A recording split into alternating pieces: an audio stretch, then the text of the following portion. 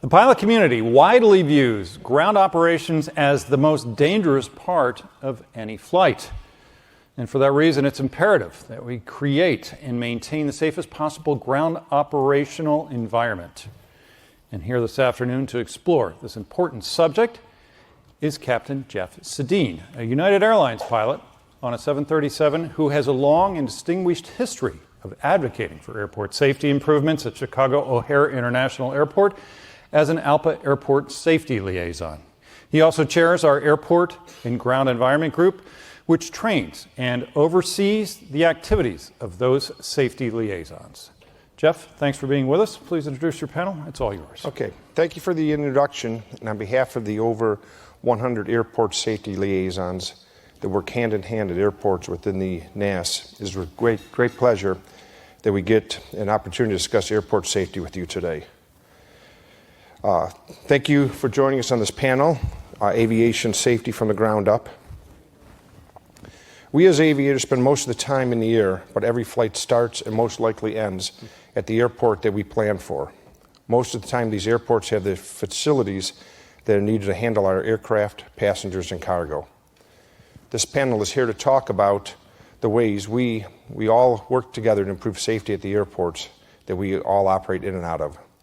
We will start with Assistant Deputy Commissioner Tim Sampey from Chicago O'Hare.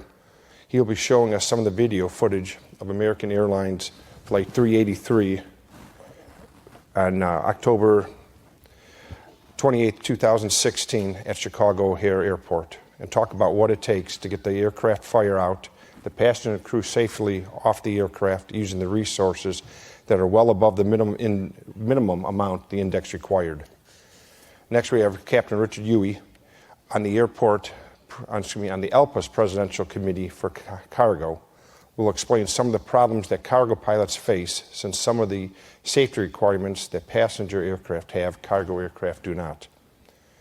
Mr. Chris Oswald, Senior Vice President Safety and Regulatory Affairs for the Airport Council International, will talk about how his organization works to improve the facilities that we rely on at both the airports that we regularly serve and the ones that we might divert to due to weather, mechanical, medical issues, or emergencies.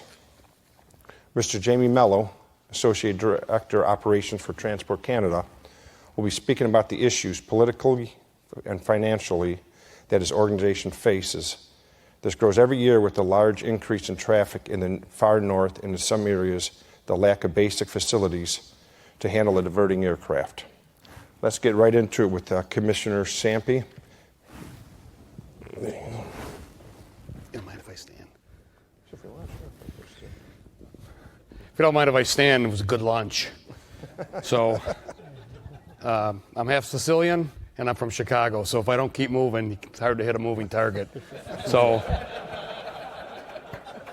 they brought me here for a specific reason, and it's just to kind of brag upon the relationships that the aviation industry has, period. So all these gentlemen up here are subject matter experts, and we meet at conferences like this, and we meet at the ARF Working Group conferences. We are your support on the ground. Whether you're on rollout for takeoff or you're on rollout for landing, we are your support for ALPA. So with that, IATA, ACI, ICAO, we become partners in all of this. So sometimes there's that lack of understanding. What exactly do we offer for you? I've been here before to say, here's the support we offer. We know what your problems are. We don't want to bother you while you're landing your aircraft. What we're going to show you now is just, I think this is my 34th year on the Chicago Fire Department. I've overseen the aviation aspect of it for 15 years. And now I oversee all of overall operations at special ops, airport ops, EMS, the whole 9 yards. So I've seen a lot of transportation emergencies that have gone well and those that have not gone so well. This is probably one of our best examples of the workings between air traffic control, the pilot, great decision making by the pilots, the flight attendants, communications with the ARF crews, operations was spot on, FBI, everybody did what they were supposed to do as it shows in your airport's certification manual or your airport emergency plan. Everything came together, right time, right place, right circumstances. 161 people made it off that aircraft. 23 people transported to the hospital, 1 more serious condition. And with that and the impending investigation after that, a lot of good things came out of it, I believe, and we didn't have to have a fatality to show it. So a lot of times you don't get to see from our view. I actually have seen it more from the pilot's view than the pilots have ever seen it from my view, as far as being in an ARF vehicle. Same principles apply. Your usage of simulation is very similar to ours. It's because it gives us that perspective, so the first time we're seeing it in reality is not the first time we're seeing it. So there's a value to that. So I'll get into these videos. They're not going to be that long. It's just going to kind of paint the picture for you. A little bit of background on O'Hare. Every airport isn't built the same way. O'Hare, having the most runways of anybody, also has, based on the airport's seriousness it takes in its safety program, we also have the most manpower airport-wise. 4 crash stations, 3 of them on the airfield. We basically split O'Hare Airport in 2, North Airfield and South Airport. They're essentially 2 indexy airports, one on the north and the south. We have our equipment split up accordingly. So we have a lot of resources, 56 people on duty at O'Hare and 17 people on duty at Midway 24/7, 365 days a year. 8 ARF rigs, 4 on the north, 4 on the south. So you're going to see as this builds into it, depends on what side of the airport an emergency occurs, you're going to get 4 ARF vehicles. We're only required 3. Everything's a timing aspect, so we put an officer and 3 subsequent our crash rigs for them to deploy. So the way we have it worked at Chicago, at least, is the 4 is the initial attack, when the other 4 are coming from the other side of the airfield. So graciously, you'll see, if we have the time to see the whole video, you'll hear air traffic control give progressive directions to the ARF vehicles as to where aircraft are at and where people are fleeing the aircraft. Amazing. Not only do they have a ground stoppage, they diverted aircraft away from the airport. So they set the table for us to be successful. Our training, you're going to see just from the perspective of the initial crash rigs that were there within 2 minutes to 2 minutes and 30 seconds, putting foam on the aircraft. And it's important to, when you look at this, there's not a piece of cargo that was damaged. This whole plane was condemned. Okay, it looks like the whole thing is melted, the wing is melted and it's burnt up. There wasn't one damaged piece of cargo. Okay, everybody was able to, while they held the fire in check, they were able to evacuate, and then we did a primary search of the vessel 3 times just to ensure there was nobody left on there, and then we actually secured the aircraft from within before we did anything on the outside. So I'll let the videos do the talking for it. So just a couple minutes of this, you'll hear air traffic control and the pilot. It remains calm throughout this. I don't know how you guys do your awards thing. If this guy wasn't up for an award, he remained calm the entire time and secured the aircraft that we were able to do our jobs. Made a great call. Which runway for 383? American 383 Heavy, 28 right, November 5. Right turn Alpha, more by Foxtrot. We'll do it, American 383 Heavy. Thank you.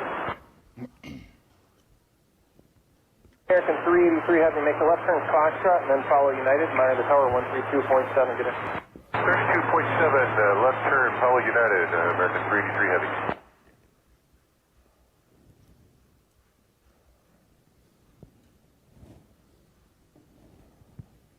American 383 Heavy, runway 28 right at November 5, line up away, wind 20014. Line up away, American 383 Heavy. Not actual footage, just American remaking of it. 383 Heavy, turn left heading 220, runway 28 right at November 5, clear for takeoff. Left turn to 220, clear for takeoff, American 383 Heavy. Right about here, folks, he has an uncontained failure. The number 2 engine, high pressure stage 2.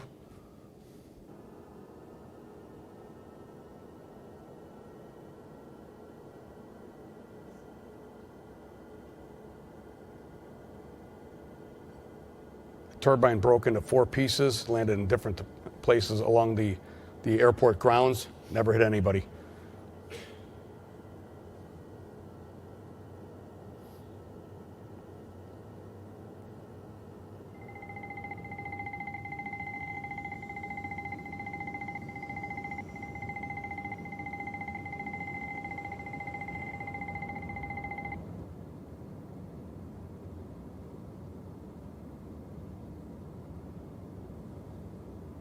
American 383 Heavy, stopping on the runway.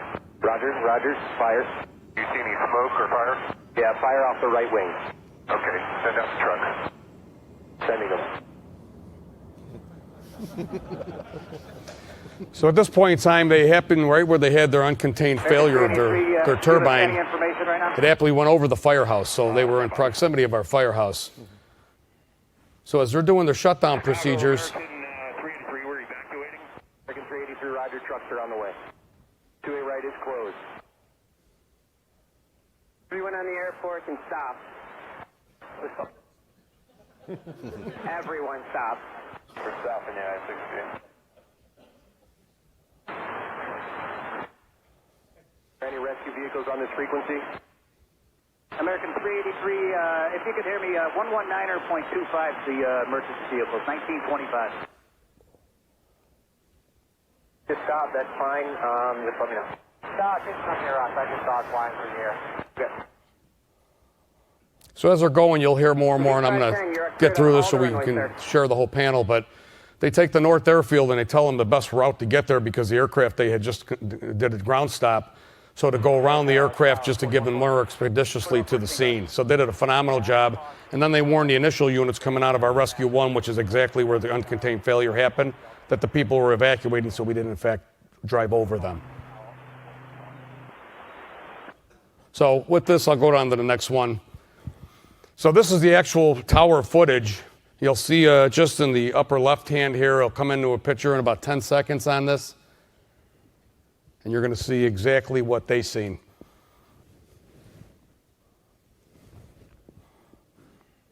That's the aircraft there. That's its uncontained failure. It tore through the wing and through the main fuel line. There's your ball of fire.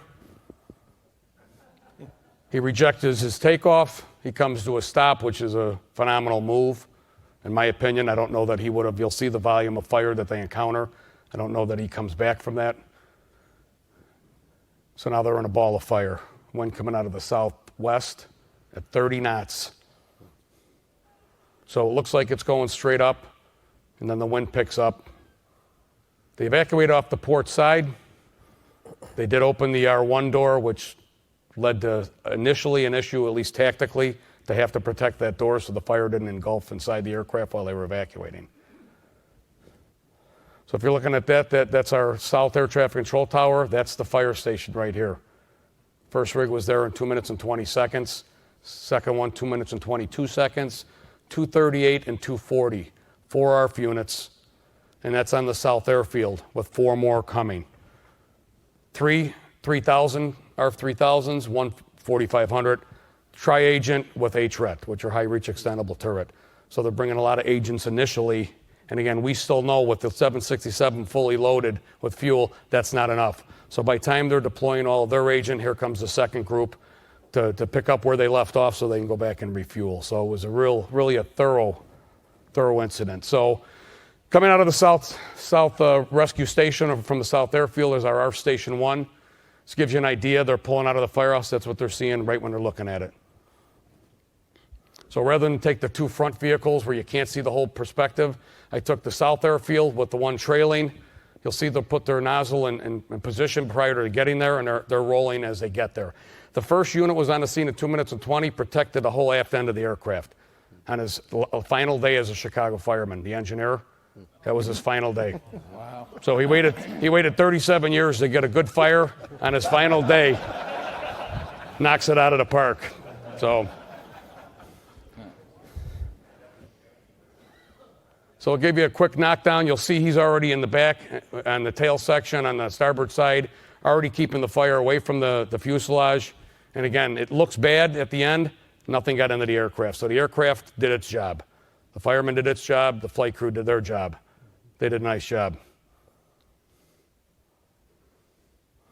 This is what we call, at least in the fire service, this is the 3-dimensional fire. Didn't know it initially. All we've seen is a lot of fire. In other words, the pieces of the turbine disc tore through the wing, fractured the main fuel, and we have a gaping hole of fuel coming out. So with 3-dimensional fire, the foam's sitting on the ground. The fuel itself is knocking the foam away.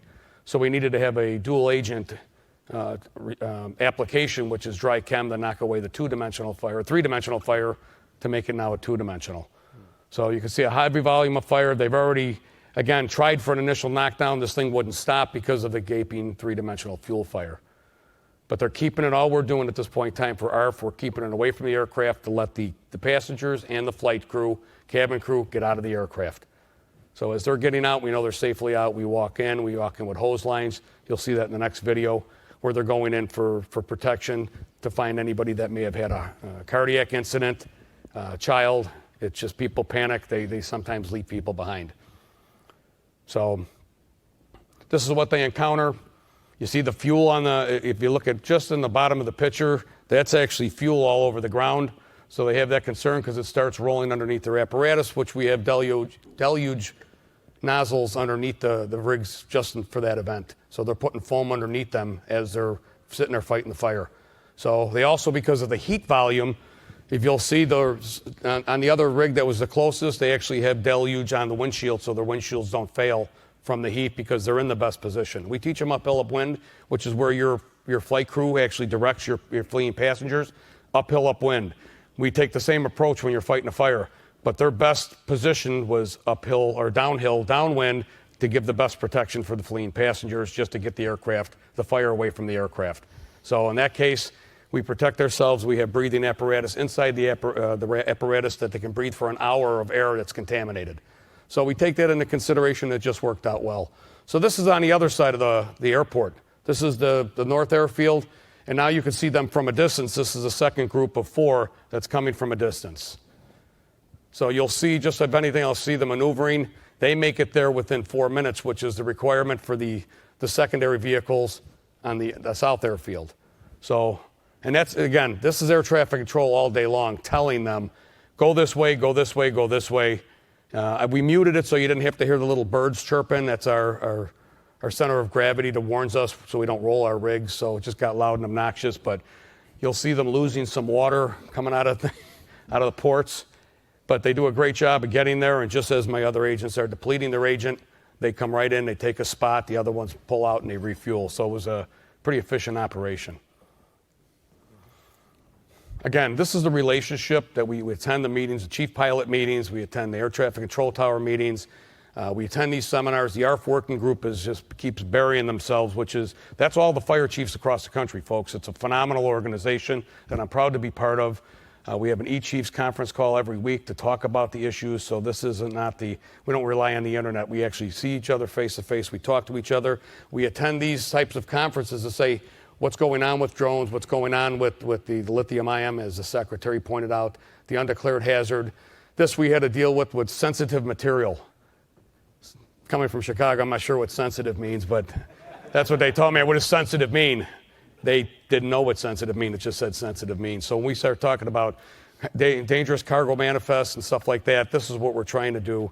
It's all about checks and balances. And again, with the flight crew, at the end when the NTSB made the recommendations, I think the crew did a great job of gathering the people, assisted with the firemen, and getting accountability checks for everybody. They did a phenomenal job. Okay. Thank you, Tim, for sharing that great footage with us. Now over to Rich to give us some specs. Who doesn't love people who run to a burning airplane? I mean, thanks, Chief. That's awesome.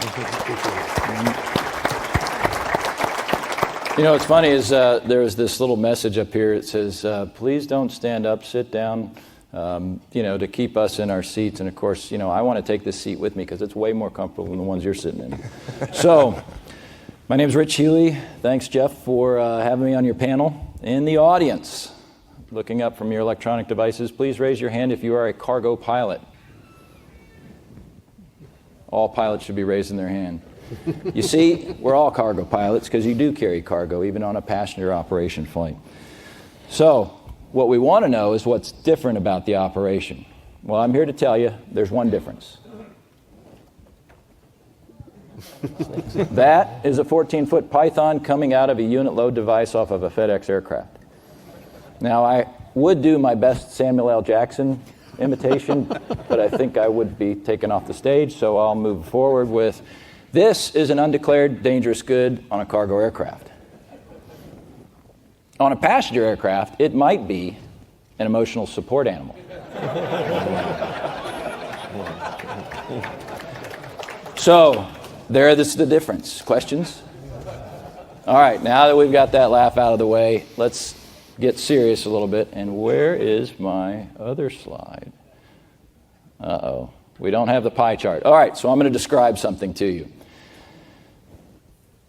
Imagine a pie chart with a 7% slice on it, just like Captain Pete described this morning. That is the cargo makeup by departures for the Part 121 industry. That 7% slice of the pie has a 10 to 12 times more likelihood for a fatal accident than passenger operations. But it's not just a U.S. problem. It's a global problem, because with IATA's safety report, it shows that there is a 7 to 15 times more likelihood for a major accident with cargo than there is for passenger. So that's what I want you to take away. If you don't remember anything else, remember that, because it's important, because we're all cargo pilots, right? But we fly the same aircraft in the same airspace, to the same airports, so what else is different? There it is. All right, now you have it for those that are visual, please look at the slide. All right, so let's talk about the airplanes. Little over 7,000 aircraft certificated for Part 121 operations. But how are they distributed is what's kind of different, and many people aren't aware of. In the passenger side, 91% narrow body, 9% wide body. On the cargo side, 2/3 wide body, 1/3 narrow body. In fact, look at the numbers. There are more cargo wide body aircraft than there are passenger wide body aircraft in Part 121. I didn't know that till I sliced and diced this. So, we do fly the same airplanes, but they're just distributed differently. So big airplanes normally go to big airports, unless you're flying in a cargo operation, where they go to both, smaller airports and large airports. So this poses a risk problem. We have airports that have restricted access or limitations for the size of the aircraft that you operate into. So I bring these 3 example airports of many that there are: South Bend, Huntington, West Virginia, and Lafayette, Louisiana. And in those 3 airports, you have a primary runway. You have a lot of restricted taxiways that a wide body or a large aircraft cannot go on. And you may only have an ILS to one side of that primary runway. Well, when you're operating in and out of that airport, you may have to choose between the ILS or the non-precision approach based on weather, winds, and come in the other direction, because where's your cargo ramp? So you're having to make the choice whether to do a 180 with a wide-body aircraft on a 150-foot wide runway at night with no one in the tower. So it's different. So these risks are something cargo pilots wrestle with each night. So I'm going to show you some more pie charts. The blue side is segments that are entirely at night. The yellow shade of the pie is any portion of a segment that is during the day. And what you'll see is cargo pilots fly about 45% of their segments at entire night time. Passenger pilots fly about 21%. Now, if you look at the counts, the actual passenger segments actually are more than the cargo segments. But there's about 10,000 cargo pilots in Part 121, and there's about 115,000 passenger pilots, so it's distributed differently. The proportion of night flying is higher on the cargo side than it is on the passenger side. Our NAS, structured well, staffed according to aircraft density, so it ebbs and flows over the course of 24 hours. And what that looks like is a different infrastructure based on time of day. So you have reduced air traffic services and airport staffing based on time of day. So if you're going to Lafayette, Louisiana, you're vectored by a center sector controller, no TRACON. You head to a initial approach fix. You fly your approach. No one's in the tower. You land. You might have to do the 180 or not. And then you might get the preferred runway. You might not. And when was the last time you had to click the mic to turn on the runway lights? Yeah, I know. So, another difference is maintenance. The time of day where there's less density is when the maintenance is performed. So that preferred runway may be out of service when cargo operations are going on. That ILS may not be available, even though there's only one. And the markings and the lightings and the taxiways may also be limited. This was the case in Birmingham, the UPS 1354 Airbus going into Birmingham back in 2013, a fatal accident for cargo airlines. This is the makeup of narrow body and wide body cities.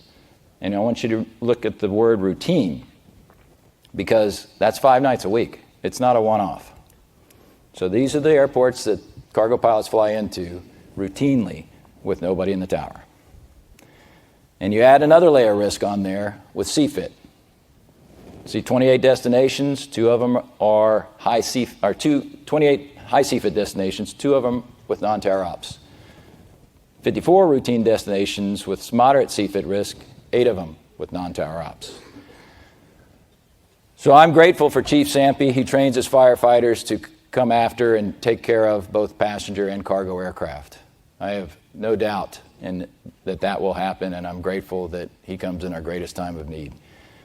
The other side of the coin is Part 139 does not include cargo in their air carrier definition.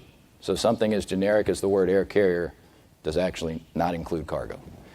So that means at certain airports, ARF does not have to be on station when there's only cargo operations going on. Another risk. So as we look at the disparity in risks, based on time of day, it's not necessarily tied to the operation, but the business models kind of drive when that operation occurs. So cargo gets the preponderance of risk based on time of day.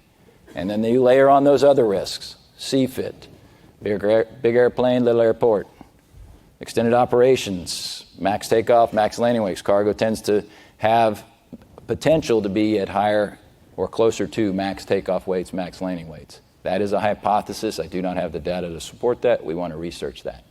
You also have weather, nighttime, and obviously if you're working on the backside of the clock, fatigue. So you dial the risk up. If you don't mitigate those risks, you're running at a higher risk level across the operation. That is what I want you to know about cargo versus passenger. Because at ALPA, we want to level that playing field of risk. We believe in one level of safety. And in the White House report on aviation safety and security back in 1997, delivered by Vice President Gore to President Clinton, it stated that cost alone should not be the sole decision point for safety and security decisions. So the cost-benefit analysis is a mathematical straitjacket that has caused our industry to drift. And the drift has created the gap between passenger and cargo operations. I'm asking you to help me and the rest of ALPA close that gap. Thank you. Thank you, Rich, for sharing the difference between passenger and cargo requirements. Chris, can you share with us what goes on from the airport side to ensure that we as pilots have adequate facilities? Sure. Apparently, we're not doing enough in cargo, though. No, I'll come back around to address some of that because I think there are very, very good points, Rich, that you make regarding work that needs to be done, both at our facilities within the regulatory environment and collaboratively. I think both with you on you all on the pilot side, with folks like the ARF Working Group as well, which continues work actually coming out, really critical work coming out of the San Francisco Asiana accident related to altering the mission or increasing the regulatory mission of ARF personnel to pull, on the passenger side, pull passengers off of aircraft and engage in interior rescue. So there's certainly a lot of work to do on those fronts, but where I really wanted to start this with, and I think, Jeff, you alluded to this at the start of in some of your remarks, is that we are dealing with a collaborative environment, one in which we have multiple stakeholders engaged. The folks I represent at Airports Council International North America are airport operators. We are the folks, and both in U.S. and Canada, that's the North America, at least for purposes of my organization. Mexico goes to our Latin American and Caribbean division. The airports in the U.S. and Canada really have two very different models. I think we'll hear a little bit about that, Jamie, in your remarks. I'm going to focus primarily on the U.S., although the regulatory environment's not completely unique from one another. Certainly the airport ownership and development models are quite a bit different. Here in the U.S., as many of you know, we're public airports, at least when we deal with commercial service airports. Again, that will be a big focus of what I'm going to be talking about, is our members generally commercial service airports.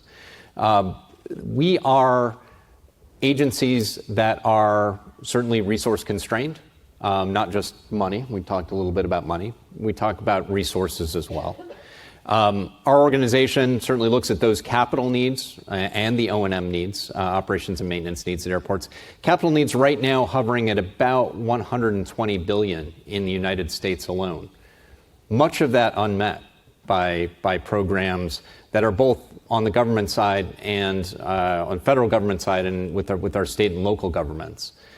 Our own revenue generating capability at airports is extremely limited as well. We have been relying on debt financing for years and years at U.S. airports in particular.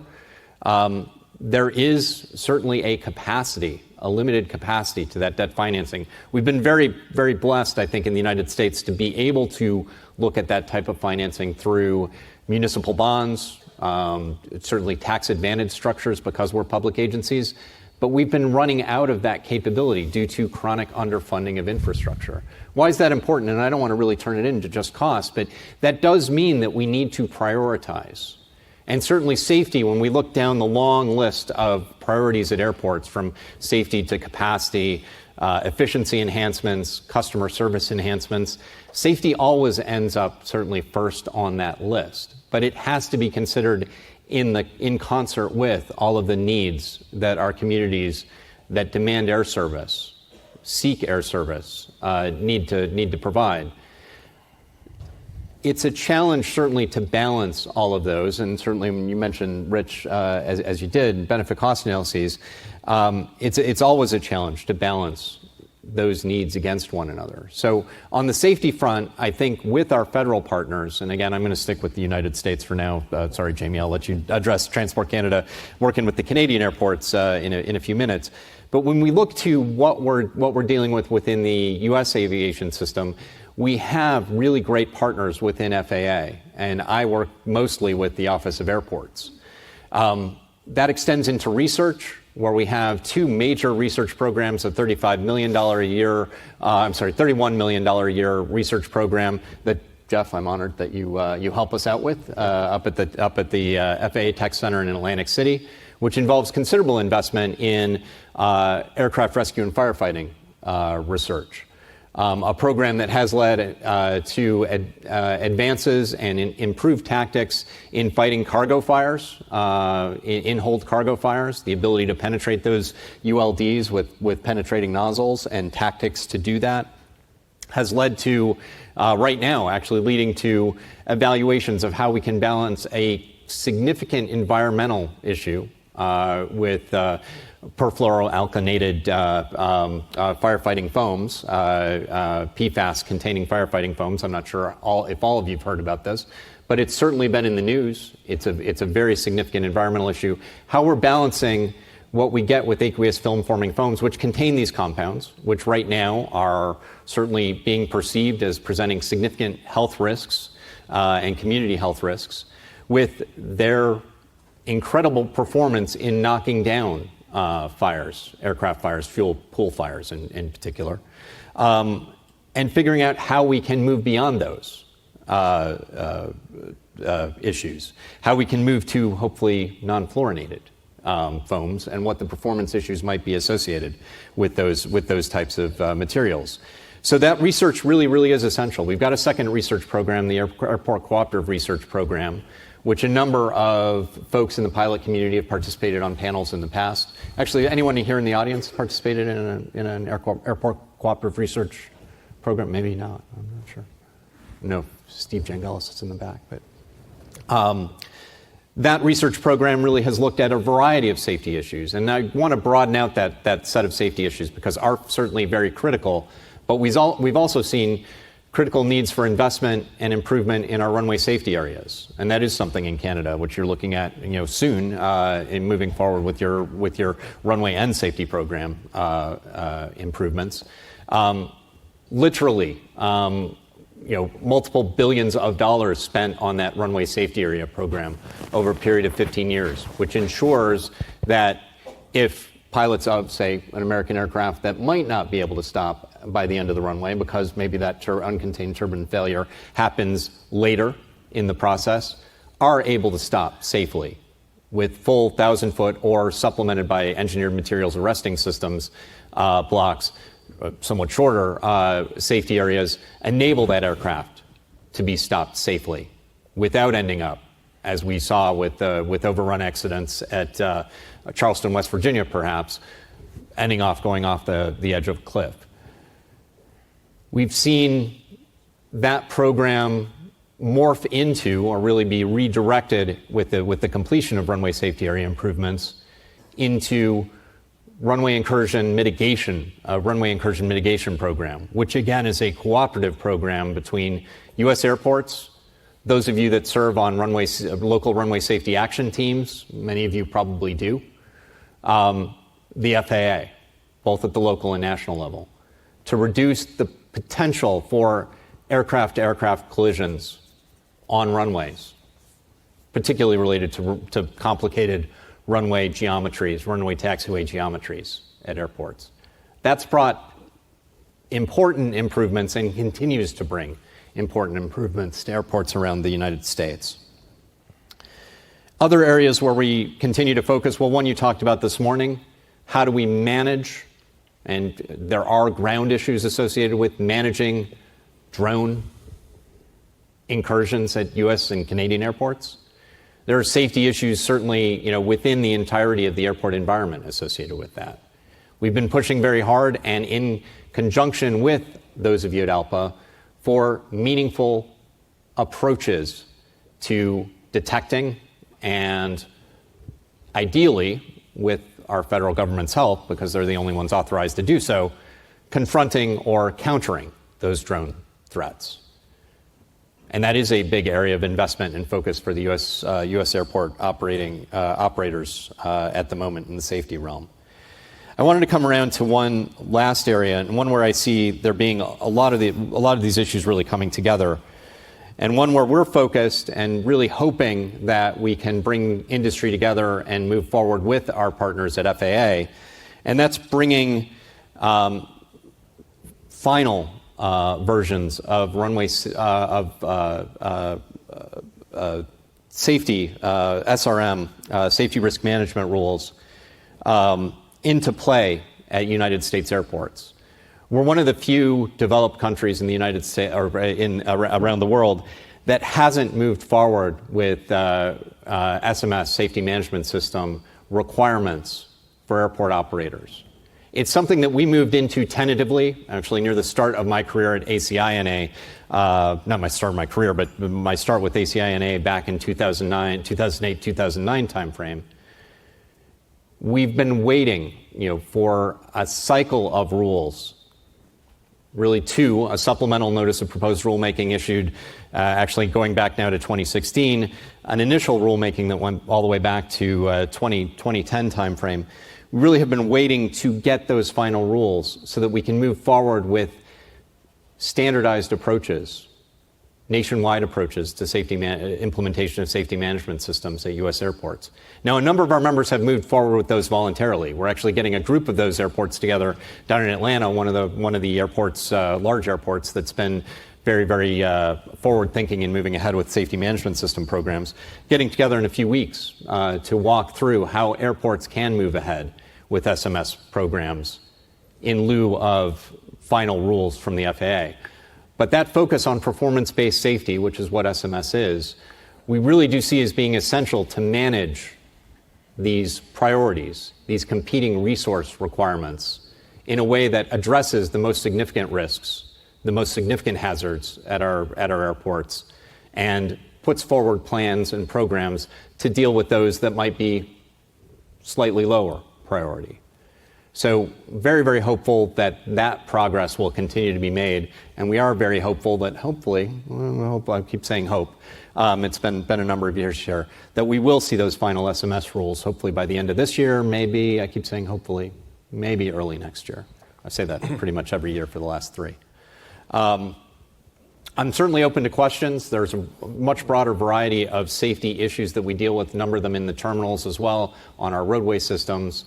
I haven't mentioned ramp conflicts, and certainly we see a lot of issues associated with ground handlers and dealing with standards of care for the ground handling community and how we can bring them into the fold as well.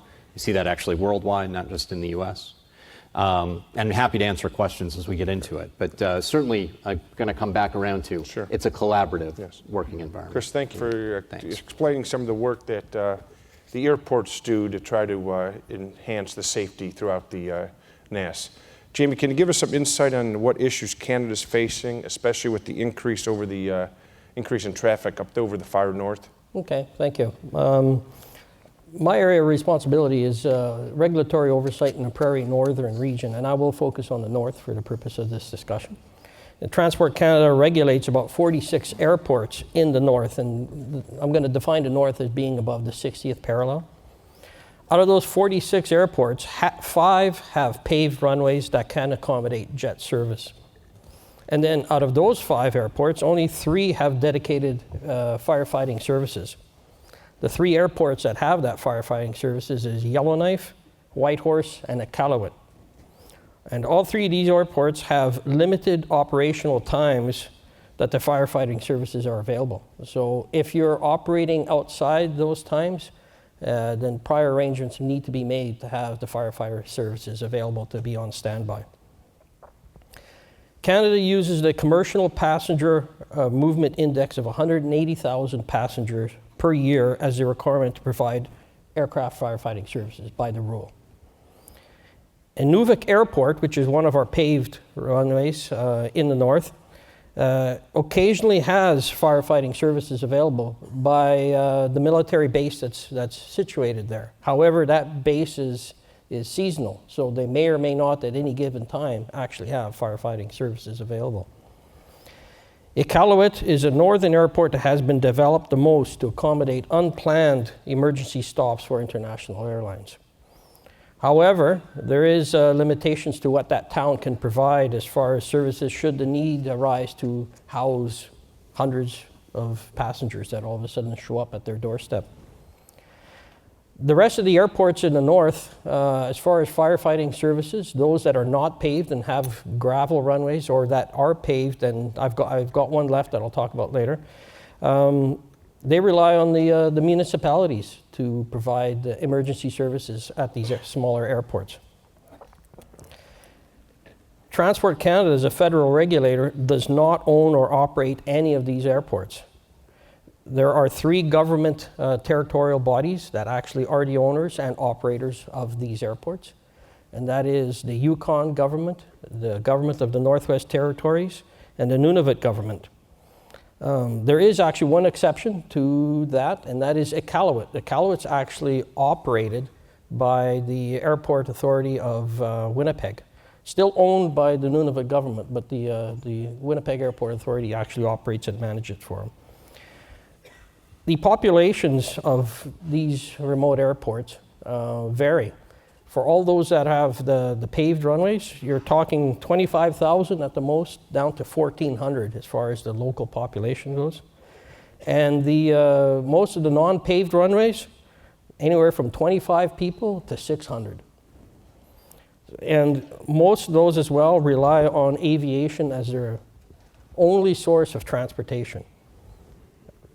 The logistics of actually providing any infrastructure work on there is enormous because the only way to get large equipment there is a lot of times by barge because there are no roads.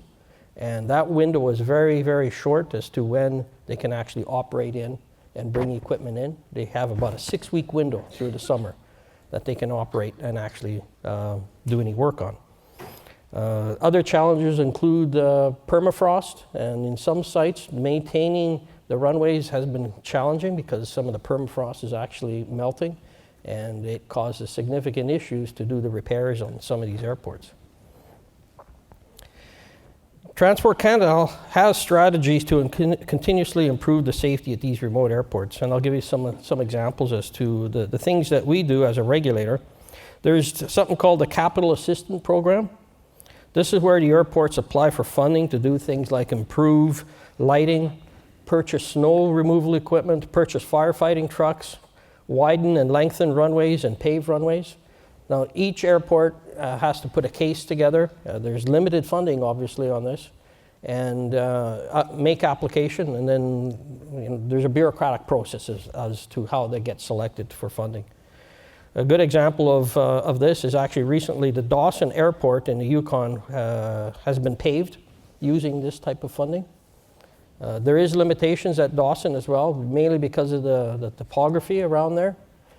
Getting a large jet in there is very challenging. We talked a little bit about the RISA. I thought immediately of Whitehorse. It's basically on top of a mountain, and the end of the runway is a big drop. So again, challenging issues for a lot of these airports in the north. The other strategy we have is Transport Canada has an airport certification process. There is a requirement if you're going to get SCED passenger service in, that you go through a certification process, and that helps raise the safety standards there, which includes the implementation of a safety management system. The most recent example in the north is the Melo Airport in Yukon is going to go through a certification process. In addition to some of these strategies, Transport Canada is working cooperatively with the Northern Aviation Association of Canada and its members to solve air operator and de-icing issues at some of the remote northern airports.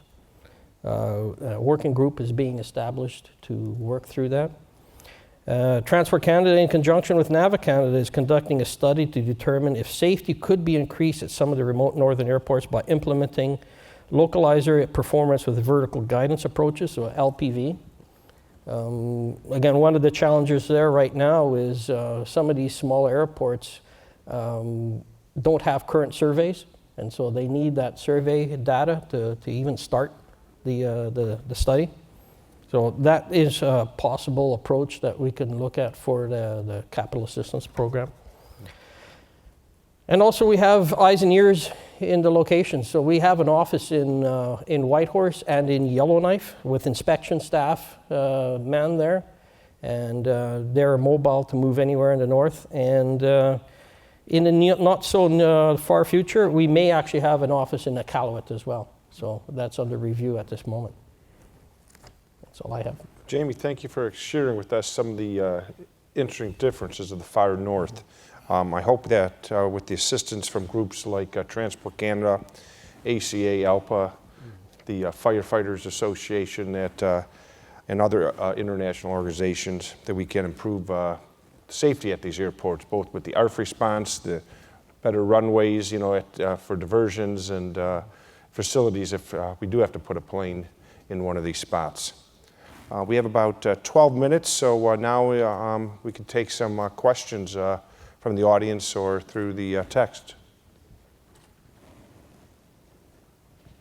Don't be bashful. I was going to say. No, it's after lunch. Okay, we see there's a text message coming in. Do you, Hi, this is Randy from the back, and we did get a text message question. The question is that there's conflicting guidance that exists out there about whether or not to remain on the runway after a rejected takeoff. If an evacuation isn't immediately required, but perhaps a brake temp heat signature check is warranted, would the airport rescue and firefighting personnel prefer to conduct that inspection on the runway or off the runway to ease of access to the airplane? We play off the pilot. He's going to stop the aircraft when he feels it's most appropriate. So if he wants to stop on the runway, we're not saying one way or another. I know operations would prefer that if they can make it off the runway, they do make it off the runway. But again, the situation is going to be at the discretion of the pilot. We play off of his lead. You see in the video we had it, they are put on our discrete emergency frequency, and they communicate us their intentions, and then we're their eyes and ears outside the aircraft. So when it comes to cargo and it comes to the commercial, You know, the last time I was here, we discussed the lithium ion. This is in the cargo areas, and now a couple years later, we're dealing with the thermal runoff of laptops and chargers for your fake cigarettes or whatever they call them, the e-cigarettes. So we're seeing that danger both directions. So I can't tell a pilot. He's communicating with his cabin crew. They're going to say, we've got problems, we've got smoke. The conditions are going to dictate it, let's just put it that way. If they have a lot of smoke, heavy smoke, they want them off the aircraft. If they don't have a lot of smoke and they can get their way safely off the aircraft into an area that we can spend some time without affecting airport operations, we're going to play off of him. And Chris, correct me if I'm wrong, from an operational side, most of the time if you do a high-speed reject on that runway, airport operations has to do a FOD check anyway, so do some inspections. So you're not really doing them all that much good by moving off the runway. I mean, if you think it's safer to be on the runway, then stay there. But the runway is going to be shut down for 5-10 minutes at least. They still got to get an operation vehicle out there to do an inspection and inspect the runway to make sure there's no debris on there. So if you stop on the runway and have the fire department come on and look at you, then move off, the runway's still going to be shut down. I have very little to add other than flight crew's in command, the pilot's in command, and you should not feel. I mean, I would hope that none of you feel like you have an imperative to act in a way that is not in the interest of safety and in the interests of what you're carrying, the passengers in particular, and not to take anything away from the cargo, except maybe the snake. I don't know, we'll get back to the snake, but I think that absolutely it's your decision, and our crew's airport operation staff are going to deal with what situation is out there. They're not going to be intervening and second guessing. I see we have another text question coming in. Yeah, we got a question, I believe it's for Captain Hughey. Can you share details on partnerships with other non-ALPA cargo pilots, for example, UPS, as it relates to cargo carve-outs and these safety issues at the airports? Sure, we're in communication with those other associations, those other pilot groups with regards to risks to our system, even though that conversation needs to be broader because it is a system. And it's a complex system. It's tightly coupled, it's highly interdependent, and so it affects passenger and cargo almost all the time. Very few times is it just exclusively cargo. But we do communicate with them. There are some things that are unique to cargo, more so than passenger. That is, the carriage of dangerous goods is far greater and wider variety than would be allowed on a passenger aircraft. So that's unique, and we communicate with ALPA communicates with IPA and Teamsters on those issues, as well as special cargo. And special cargo has been something that's been highlighted since the National Air Cargo accident in Afghanistan, and the cargo focus team that was stood up by the FAA has pulled in all stakeholders to address that. And they've gone around and verified and validated all weight and balance programs, whether you're passenger or cargo, as an operation. So we communicate. It's helpful because they are very good at understanding their portion of the system, and we have some pretty good synergy when we do team up. So I hope that fulfills your answer. If not, let me know. I think we have another text question out there. Yep, we do. They're coming in here. Another question for the far north discussion. Is there an opportunity for the regulators and the military to jointly fund for better facilities in the far north, more resources? Mr. Melo? There has been some conversations that the military has initiated about expanding the bases for purposes of northern sovereignty and as well as rescue. Resolute Bay was one that was being discussed as far as actually paving that runway and the military building a base there. And Inuvik is another one where they already have a base, but they currently operate CF-18s into that runway using portable arrestor hooks. And it's actually very hard on the equipment, and they have big interest in actually widening and lengthening that runway. But of course, they're doing all this for the main purposes of military operations, not so much civilian, where we would have to look at it from the certification standard to make sure it meets that standard for it to be used in commercial application. Which initial conversations have been going well, that they do want to meet certification requirements, even though it would be funded by the Department of National Defense. Now, none of these projects, as far as the Department of National Defense, has actually gone anywhere, because some of these are actually started back in, I think it was 2015, when they were looking at expanding services, but have not seen any actual concrete funding availability to do that as of yet. So we got to get the number up to the 180,000 a year, through tourism to get the better airport there. And that, again, that falls back down to then the operator of that airport to actually get the equipment on board needed. Sure. And one of the issues now, Chris mentioned it about, there's a talk about changing the extinguishing agent to a new agent, which is not, correct me if I'm wrong, is nowhere near as effective. So with the numbers, the amount of foam that they would be carried is going to have to increase, which means, Tim, either bigger trucks, more trucks, I think there's a large amount of practical research and evaluation that needs to go on to figure out where we'll be. Right. Certainly where we can, both effectively and safely accommodate, cargo carriers as well as the passenger carriers, and those that are using those aircraft in the case of the passenger carriers, against what is also health, what seems to be a growing health risk. And I think there are a lot of uncertainties,